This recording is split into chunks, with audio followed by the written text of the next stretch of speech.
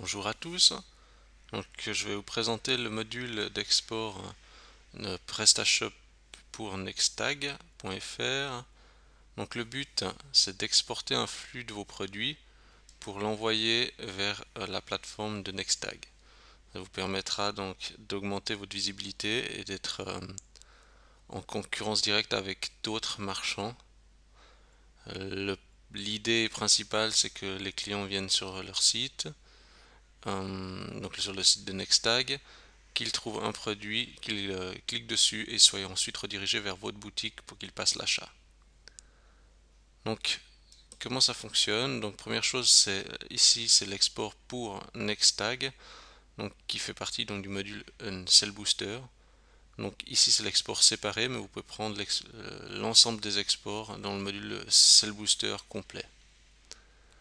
Donc, première chose qu'il faut faire, donc on a la partie mapping, donc qui permet de faire la correspondance des catégories internes aux catégories Nextag. Par exemple, ici on a iPod. Alors je recherche par exemple MP3. Voilà. Par exemple, je fais le mapping avec MP3. Et donc il faut faire ça pour l'ensemble des catégories. On peut aussi faire un mapping global si toutes les catégories concernent le même type d'activité ou le même type de produit. Je sauve le mapping. Voilà. Ensuite, plus bas, on a le choix de la langue à exporter. Là, c'est français. La devise. Exporter les produits avec un stock à zéro. Donc ça vous permet de mettre plus de produits sur Nextag. Maintenant, si c'est hors stock, peut-être c'est moins intéressant. Exporter les produits sans description, exporter les déclinaisons. Si vous mettez à oui, vous aurez un nombre de produits proportionnel au nombre de combinaisons que vous avez, c'est-à-dire par taille, couleur, etc. Donc de nouveau, votre offre sera démultipliée. Mais à voir si ça aussi, si vous préférez envoyer uniquement le produit principal ou toutes les variations de vos produits. Après, on a la partie transporteur et frais de port. Ces paramètres sont importants d'être, il faudra sélectionner ceux qui vous correspondent. C'est important de les définir parce que ça permet donc de mentionner les frais de port après sur Nextag. Donc pour le client final, ça c'est pratique de savoir à combien ça s'élève les frais de port. Ça va entrer dans les critères de sélection pour savoir chez quel marchand il va faire l'achat. Ensuite, on a l'UTM tracking pour faire un suivi de savoir qui c'est qui est revenu vers votre plateforme en provenance de Nextag. Description complémentaire produit pour mettre un texte ou un slogan général pour l'ensemble de vos produits. C'est-à-dire au niveau de la description, vous aurez un texte qui reviendra toujours sur l'ensemble de vos produits. Ça vous permet de démarquer de la concurrence et puis d'avoir une description titre unique. Ensuite, vous cochez les catégories que vous voulez exporter. Donc je conseille de cocher uniquement les catégories dans lesquelles il y a des produits à forte valeur ajoutée, donc avec une marge intéressante et un prix de vente quand même d'un certain niveau. D'ailleurs, on retrouve ici la possibilité d'exclure les produits avec un prix inférieur à un montant donné pour éviter d'envoyer des prix, des produits à un prix trop faible sur Nextag. Ce qui serait inutile, ça vous ferait du travail en plus sans forcément faire augmenter votre chiffre d'affaires et votre marge, quoi. Ensuite, on a la partie aussi exclusion des produits spécifiques pour exclure des produits particuliers que vous n'auriez pas, ne désirez pas qu'ils soient intégrés dans le flux, quoi.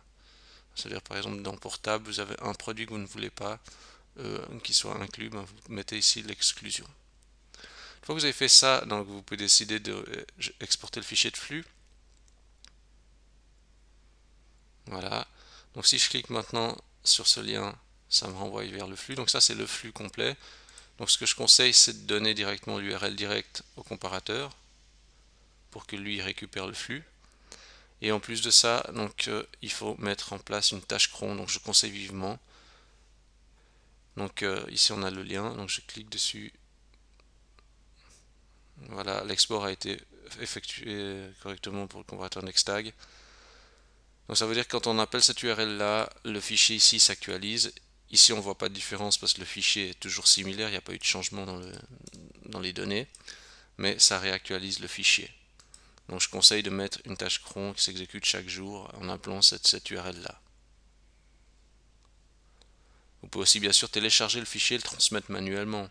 L'inconvénient de ça, c'est que vous devez le faire après euh, de manière régulière, etc. Donc ça vous donnera du travail, alors que la tâche cron peut le faire pour vous automatiquement. Ensuite, on a la configuration avancée des catégories qui permet d'ajouter des catégories spécifiques pour Nextag s'ils font une mise à jour ou euh, si certaines catégories ne seraient pas proposées dans le mapping, pour en ajouter manuellement, à condition que celles-ci soient bien sûr référencées sur Nextag. Ensuite, on a encore un autre paramétrage, c'est dans la configuration générale, où l'on peut sécuriser le flux avec une clé.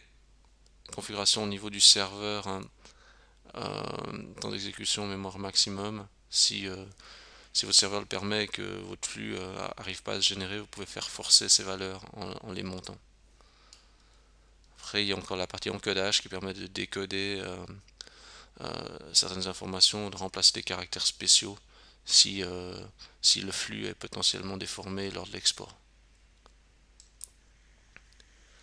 Donc, pour résumer, l'avantage de ce module, c'est déjà que une fois que vous êtes en sa possession, après vous n'avez pas de frais autres.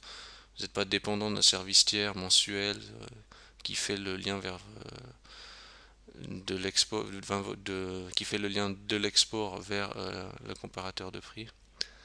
Donc là, vous êtes complètement autonome. Vous pouvez même faire des changements dans le flux si vous voulez, dans le code, etc. Euh, Concernant les comparateurs de prix, maintenant, c'est vrai qu'il peut y avoir un avantage justement de figurer là-dessus, donc pour augmenter votre visibilité. Ce qui est surtout important, c'est de sélectionner les produits que vous allez envoyer pour pas envoyer tout votre catalogue.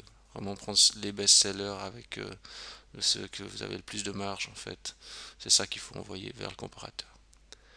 Voilà, donc on a fait un petit tour du module. Je vous remercie d'avoir regardé cette vidéo et je vous dis à bientôt.